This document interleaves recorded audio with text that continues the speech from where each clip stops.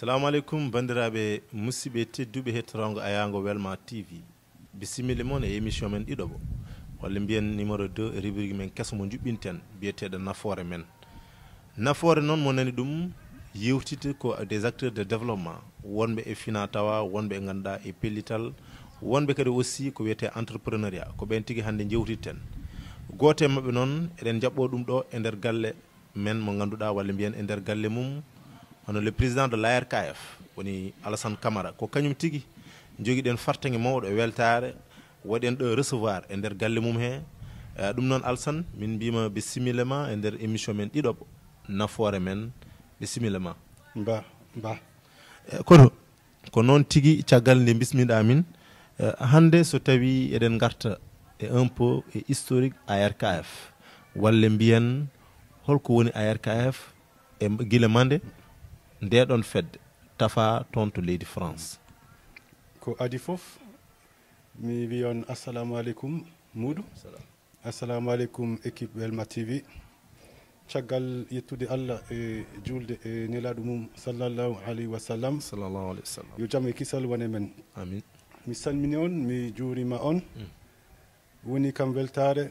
ko baɗɗa kam invité émission ma en puddiri bisimilla yo Allah rokku en yettinde e alhamdulillah kala namdal ngal namduɗa kam mami haalan hakkilantagalam e miijam inchallah ko noon tigui namdal men gadanal no mbirumi ni guila mande fedde nde ganduɗa hande an ardi ɗum wiyetede ARKF tafa toon to cuuɗi men France. Alors ARKF woni association des ressortissants de Kanel en France ko dendagal Kanel naɓe wonɓe France ngal sosa ko gila 1975 dañi kayitaji mum en 1986 kadi mbiɗa wawi wiide en jetti Allah en jetti mawɓe men adinoɓe sosde ndeɗo fedde ɓamtare mabɓe wonno ko ballal hakkude ɓiɓɓe Kanel naɓe saabu kala piiɗo 10 € mum walla ujunere e temedde tati lewru fof walli ko hoore mum walli Kanel naɓe fof walli hoore mum gati so sankorama ko fedde ɗe toppito fof jomum ala ko waɗata to banggue nawtugol ngol vraiment ɗum ko ballal walli Kanel naɓe saabu ɗum waɗi gueɗe rendade hen naafi to banggue Kanel naɓe to banggue projet ji ko wayno forage o école aji ɗi lycée o ko jiiɗa e balle patude e jangde e cellal ko noon machallah tigui a haali ɗon rôle e mission ARKF tigui a memori ɗum kono hande ene teska ko an woni e yesso walla mbiyen an woni e jappere he guila 2015 an wonno cukku wonmo lomtiɗa ɗon hande so tawi e banggue golle walla réalisation eɗen mbawi andude guila ƴettiɗa jappere nde holko keɓɗon gollude onon e bureau mon. Alors bureau 2015 effectivement gonnomi ko cukko Baba Amadou Demba Ba jeeya ko law kanko den wonno président min wonno cukku makko gila den min mbaɗi plusieurs réalisations ko wayno la réfection de l'école 1 la réfection donc l'école historique école 1 à law voilà en mbaɗi réfectionné lycée o en mbaɗi balle to patude e jangde cellal banggue cellal en gaddori dadduleje ko way noon en balli Amerka rewana on en nelduɓe 1 million ICA 900 000 banggue santé on a eu à envoyer une somme pour l'eau quand il y avait le manque d'eau à Kanel pendant le mois de Ramadan, je ne sais pas si tu te souviens et le projet actuel on a apporté une enveloppe de 10 millions avec l'aide de l'État français voilà. Ko noon pi mbirɗa e banggue réalisation mo juɓɓinɗon guila gaddiɗa nde ɗon fedde e tigui tigui a waɗi un peu le bilan hande en tant que nouveau président holko woni perspective mo ganduɗa oɗon daari hen holko woni ganduɗa fandare moon kadi ko ɓoyani ko a waɗama reconduire e oɗon bureau ɓe koltimama haaɓe dokkuma ardade kadi fedde nde e hande holko woni perspective moon? Donc les perspectives hande vraiment ko wadde élargir association o yañude ɗum yañude ɗum exactement kalinaɓe ne keewi e France ene keewi e guureji kewɗe donc min jiiɗi e guureji ɗe min mbaɗa des cellules wiyete min mbiya ɗum des cellules par exemple association maire waɗama ko Paris seɗen gandi par exemple à Mantes-la-Jolie kalinaɓe ne keewi toon mbaɗen une cellule au Muro so kalinaɓe ne keewi toon mbaɗen une cellule so Creil kalinaɓe ne keewi toon mbaɗen une cellule Cergy ko noon Trappe ko noon comme ça mbawen dande balle patude Kanel Guimiteur et guure ɗe ko ɗum woni les perspectives du président et les perspectives du bureau inchallah ko noon tigui no mbiruɗa ni on garino ɗo a haali banggue perspective ene gasa wonde taw wonko kadi goɗɗum ko jiɗɗa ɓeydude hen haade men faade e namdal dewgal hen kono ɗum noon foof ma en gartu hen e hande projet GOM gestion des ordures ménagères on garino ɗo avec votre équipe garɗon ɗo mbaɗɗon sensibilisation e leeɗe ɗe foof leeɗe mawɗe ɗe hono celol jakka laaw jakka yirla yimɓeɓe notima en masse guila nden noon hande holto mbawɗa haalande min ko dartinno projet o hol caɗele gonnoɗe hen e hande holto projet o tolni ceerno Moudou mi weltima no fewi ko nanduɗa kam ngal namgal mami jeew jaɓaɗe ma e pecce ɗiɗi feccere adinde ɗe ko yidde haalde importance toppitade taaridi ɗi ça c'est la première chose et la deuxième chose ko haalde to banggue fandare projet o kadi adi mi haalde fandare projet o mami haal holno projet o ardi c'est important que yimɓe paama donc sa yi ARKF ari ɗo yewtidde moon e fewdidde moon ko saabu affaire o ene tiiɗi men no feewi en tiiɗi en no feewi donc hande aɗa andi caɗele ɓurde wawde haalede e aduna he koko yowiti e taaridi ɗi e taaride laaɓal voilà c'est ça donc saabu gurdam aade e dow leydi ene noddi tuyoji kewɗi ñamdu makko yardu makko fofamdu makko fof o jeftat ɗumen ko e taaridi makko voilà donc ça c'est important de le dire ko ɗum waɗi force eɗen poti toppitade taaride men ji e tinnade e laabal wuuro men e saraji mum eyyi donc kadi ciftoɗen kadi hakkude neɗɗo e taaridi makko woni ɗon ko rokkam e rokkuma sa toppitima taarindima walla so taarindima tunwi a ñawatta so taarindima laabi a sellat te haaloɓe pular bi ko cellal woni afongalu donc c'est ça donc nden noon ɓeydoɗen tinnade hen no feewi beele jinneɗi ɗi ene usto e min wawen iwde toutes les saletés dans la ville voilà ko noon mbiruɗa ni c'est important a haali un peu e pecce ɗiɗi ɗe mbiɗa ɗe garɗa joni e ko wayno mission de sensibilisation haalande yimɓeɓe tigui importance fittude nokku mum laɓɓinde nokku mum hande sen garti à proprement dit a haali un peu historique o le projet donc le projet no ardini ko mawɗo men goto waddi min e conseil département mo Yvelines mawɗo men goto eyyi mawɗo men ko on va dire jeyɗo e ARKF voilà une personne importante je vais pas le citer non enen mbawi haalde makko par ce que ɓiɗo Kanel laji ok donc c'est Amatal Daf ok monsieur l'ambassadeur voilà ko kanko waddi min e conseil département mo Yvelines beele rokka en camion ɓofta Kourdiouр ok camion balis voilà camion balis kono tawi deke ma gummina projet ma bawa heɓde ɗum mbawa heɓde camion balis o donc maire o l'ancien maire donc windi projet o e nde wonno omo liilitolo wallidiɓe o neldi projet o ARKF ok ko noon affaire o ardi o neldi ARKF bureau ARKF waddi étudier projet o waɗi étudier projet o nde tawno projet o ko faati ko e ɓamtare Kanel e Kanel naɓe bureau o ko ɗum waɗi bureau o nadde hen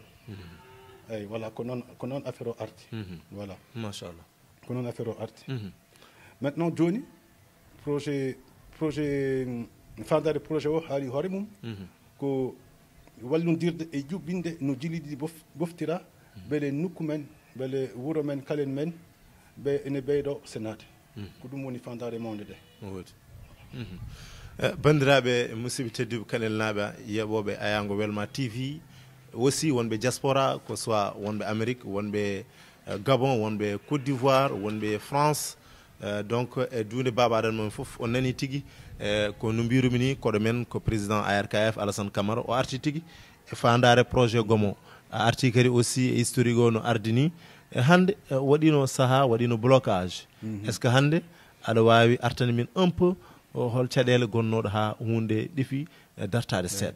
Alors les blocages, il y avait deux grands blocages.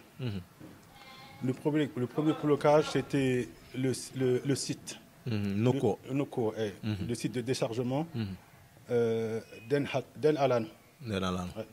Okay. Donc il y avait des petits problèmes entre les mairies, donc c'était un peu compliqué après faire Yantehen. Il y a eu les échéances électorales. Arandi Don, so vote Ari, c'est fini. Voilà. Donc maintenant, les échéances électorales sont terminées. Maintenant, le travail continue. D'ailleurs, ce matin, j'étais même en réunion avec monsieur le maire et les partenaires du projet et les UCG pour continuer le projet.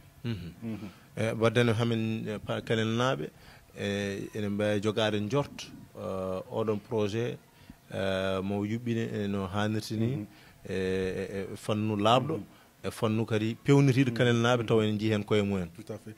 Parce que pour continuer, quand j'ai eu à appeler le maire pour le féliciter, la première chose qu'il m'a dit, sa priorité, c'est la Baloua. C'est une priorité. Donc aujourd'hui, on est sur la même ligne de conduite et il a commencé à travailler, on a commencé à travailler, donc il y a beaucoup d'histoire, il y a beaucoup d'espoir. Ok. Ko noon tigi hande noon siɗo est ce que hande e caggal ɗum est ce que hande déjà o siɗo dañama walla holto oɗon e liggey gam siɗo mo ganduɗa dañano ho walla mo waɗa mo wonno caɗele seeɗa e fannu oɗon est ce que hande on keeɓi hen ko leeri on walla? Il y a eu quelque chose de très clair puisque l'obtention du site a dépassé le cadre local et est monté à un cadre préfectoral. Donc aujourd'hui, par la voie du préfet, nous avons effectivement le site qui avait été déjà donné à l'époque de l'ancien maire, ça il faut le dire. Donc maintenant, le document qu'on a aujourd'hui, c'est le même document qu'on a eu à l'époque et qui permet d'avoir un site de déchargement. Ok. Wadden ɗum waɗnom acquérir guila e maire jaltuɗo woni Elhadj Haymoudou Daf. Exactement. Ko noon tigi Alassane en garti un peu e blocage projet GOM en garti aussi e historique hande holko woni différence hakkunde gestion mon onon suhaɓe la nouvelle génération no mbirton ni e gestion mawɓe ɓe ganduɗa ene joguino fandare kadi aussi labtude yonde par ce que jokkodirde ɓiɓe Kanel naaɓe so jomum dañi jamanun yimɓe mum gartire so woodi ko boni ɗo e wuuro he fewne hande on peut holko woni triptyque holko woni différence mon seeɗa e banggue gollorgal. Merci Thierno Moudou.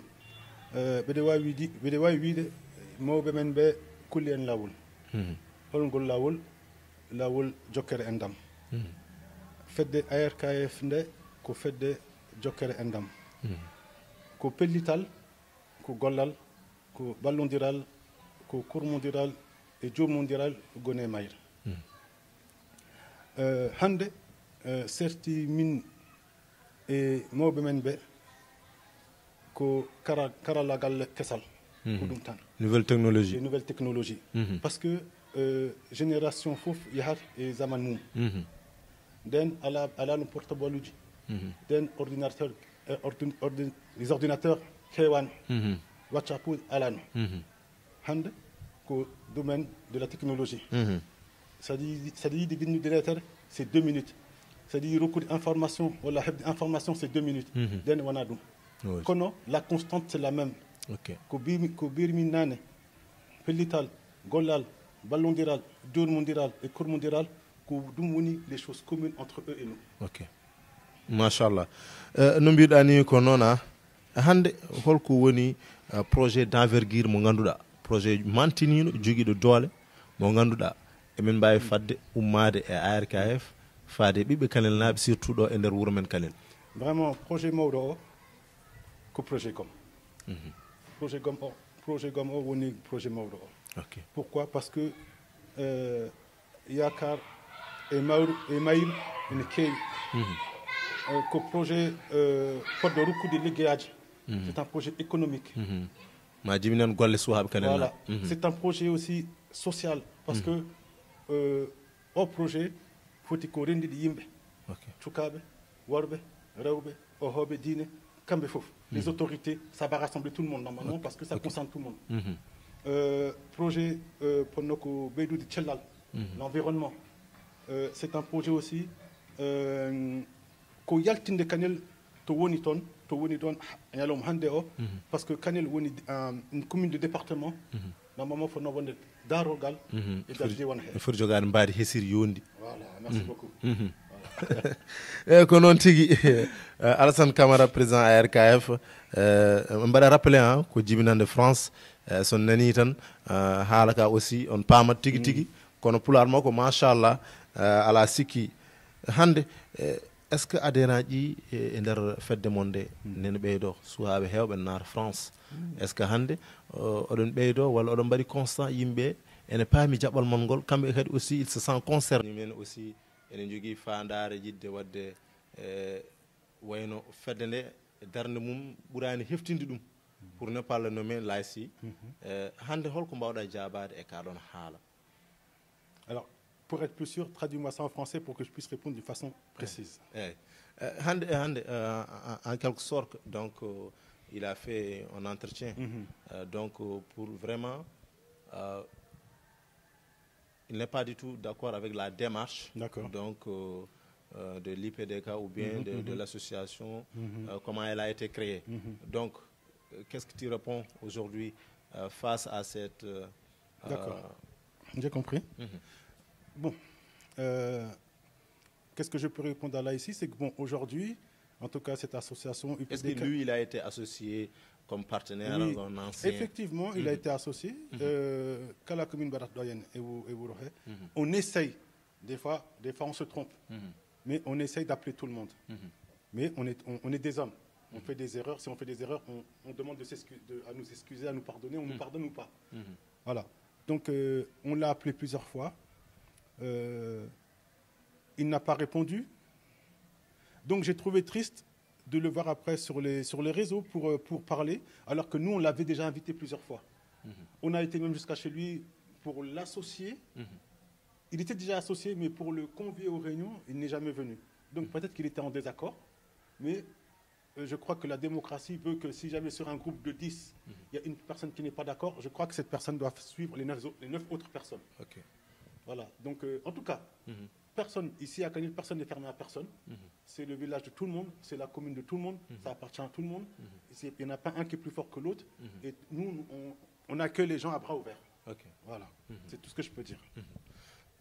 Alsan hande ko basirɗa Kanel naaɓe ko basirɗa ɓiɓe France naaɓe holko basirɗa d'une manière générale suhaaɓe ko jiya ko ɓuri hewde hande aɗa yiya wuuro ngo golle ngala woni suhaaɓe ha joni ils sont dans les grandes places aɓe jara ataye woni hen nen jooɗi demar galle mumen en para le bol du midi hande holko basirɗa wonɓe ɗo ɓe e wonɓe France ɓe jeunesse d'une manière générale holko mbawɗa wideɓe le message qu'ils ne soient pas attentistes, qui prennent les choses en main.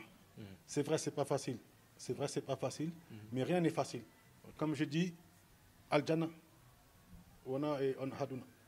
Aljana ko Tchagal, c'est après, on ne sait pas. Mais Adundo, ça a uni Amérique, ça a uni France, ça a uni Chine, ça a uni Sénégal, ça a uni Casamance, Aljana Allah. Parce que peut-être que là-bas, en France, ils vont dire qu'on est mieux, mais il y a certains moments où on n'est pas mieux. Je te donne un exemple. Peut-être qu'il y a plus d'argent là-bas, mais il y a plus de dépenses là-bas. Voilà. Ici, il y a moins d'argent, mais tu vois ta famille. N'est-ce pas? Tu vois ta famille, tu manges avec tes copains, tu peux jouir de la vie. Alors qu'en France, tu ne jouis pas de la vie. Donc, moi, ce que je les conseille, c'est de prendre leur vie en main. Ici, il y a beaucoup de travail. Il y a beaucoup de travail. La terre, déjà, on est sur de l'or, en vérité. Moi, je pense qu'on est sur de l'or. Une fois, je suis parti à... Je continue en français parce que ça va être plus facile pour moi. D'accord? Je suis parti à CBAO de Wurzog. J'ai trouvé le directeur là-bas. À cette époque-là, on voulait créer une banque. On voulait créer une banque. On a dit pourquoi pas avoir une banque à Canel. Parce qu'on a remarqué que les retraités, quand ils ont leur argent, au lieu de dépenser à Canel, ils vont retirer leur argent à Wurzog et donc ils vont faire les courses à Wurzog. Donc ça veut dire qu'il n'y a aucun pouvoir d'achat ici. Donc c'est pour ça qu'on a essayé de voir les banques CBAO, B6, tout ça, pour essayer d'implanter une banque ici. Comme ça, même si les gens du Dindamayo, ils traversent, au lieu d'aller jusqu'à Wurzog, peut-être qu'ils pourront s'arrêter à Canel et ensuite faire les achats à Canel.